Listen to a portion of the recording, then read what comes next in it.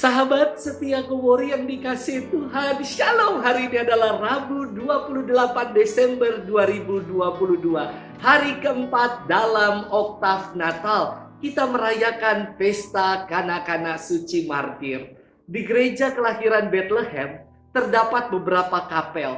Salah satunya adalah kapel kanak-kanak suci. Kapel ini dipersembahkan untuk menghormati para kanak-kanak suci yang wafat sebagai martir di seputaran peristiwa kelahiran Yesus.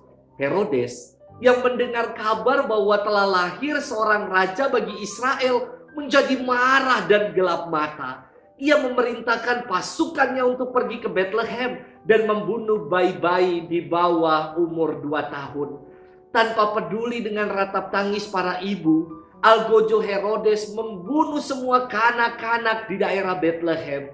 Namun, sebagaimana firman yang kita dengar hari ini, Herodes gagal membunuh kanak-kanak Yesus karena Santo Yosef dituntun oleh Allah untuk membawa keluarga kudus mengungsi ke Mesir. Hari ini kita akan bersama-sama merenungkan firman Tuhan yang diambil dari Injil Yohanes 2 ayat 13 sampai dengan 18. Mari kita siapkan hati kita.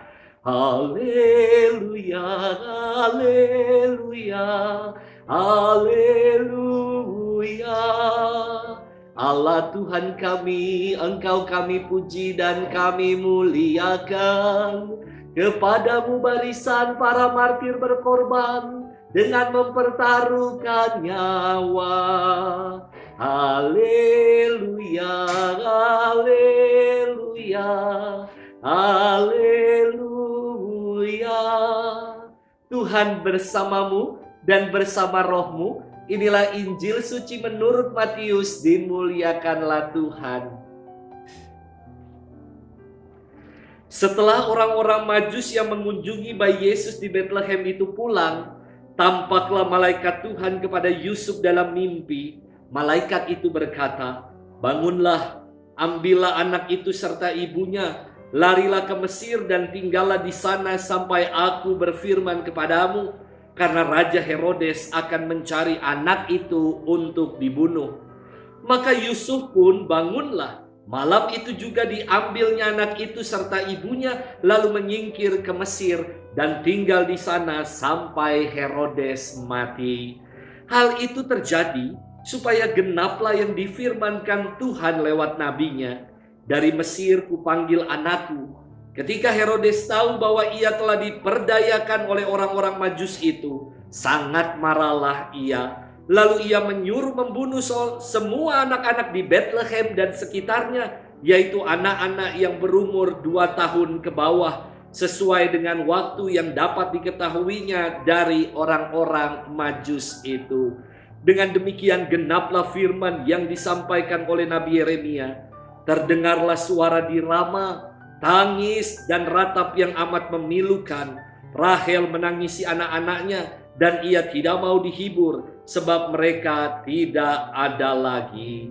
Demikianlah sabda Tuhan. Terpujilah Kristus.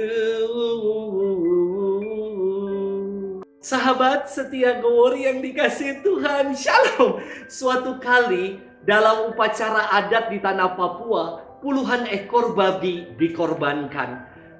Ada 1 ekor babi besar yang meronta-ronta dan mengamuk ketika akan dikurbankan. Babi itu menyeruduk orang-orang, menghancurkan tenda yang dibuat dan menghambur-hamburkan semuanya. Saya jadi mengerti mengapa ada istilah membabi buta. Karena ternyata kalau babi ngamuk ya gitu, semuanya diserang, dihancurkan, jadi buta dan gelap mata. Sahabat setia Kowori yang dikasihi Tuhan, gambaran pribadi yang gelap mata dan membabi buta nampak dalam diri Herodes. Herodes terusik dengan kelahiran Yesus yang disebut sebagai Raja Israel dan merasa diperdayai oleh orang-orang Majus. Ia menjadi gelap mata dan mengeluarkan titah untuk membantai anak-anak di Bethlehem. Setiap anak laki-laki di bawah umur 2 tahun dibunuh. Mereka menjadi martir untuk menghalau kuasa gelap dosa. Melalui peristiwa para kanak-kanak suci yang kita rayakan hari ini, mereka yang menjadi martir Semakin ditegaskan bahwa makna Natal dan perutusan Yesus yakni untuk menyelamatkan dunia dari kegelapan dosa. Keluarga kudus lolos dari peristiwa angkara murka Herodes. Karena malaikat Tuhan mengingatkan Santo Yusuf dalam mimpi agar mereka segera mengungsi ke tanah Mesir. Sahabat setia Gowori yang dikasihi Tuhan, hati-hati dengan yang namanya roh jahat kemarahan. Roh jahat ini tampil dengan tali yang menjerat leher kita. Ketika kita berusaha melawan roh jahat ini dengan menahan diri nggak marah, leher kita akan sakit karena terjerat. Itulah sebabnya mengapa orang yang marah senantiasa melampiaskan kemarahannya. Karena kalau dilawan kita akan sakit sendiri. Lantas seharusnya bagaimana? Maka jerat dari roh jahat kemarahan ini bukan buat dilawan, tetapi harus diputus. Diputus dengan keutamaan kasih dan kesabaran. Yesus tidak pernah mengajarkan para muridnya untuk membalas kejahatan dengan kejahatan.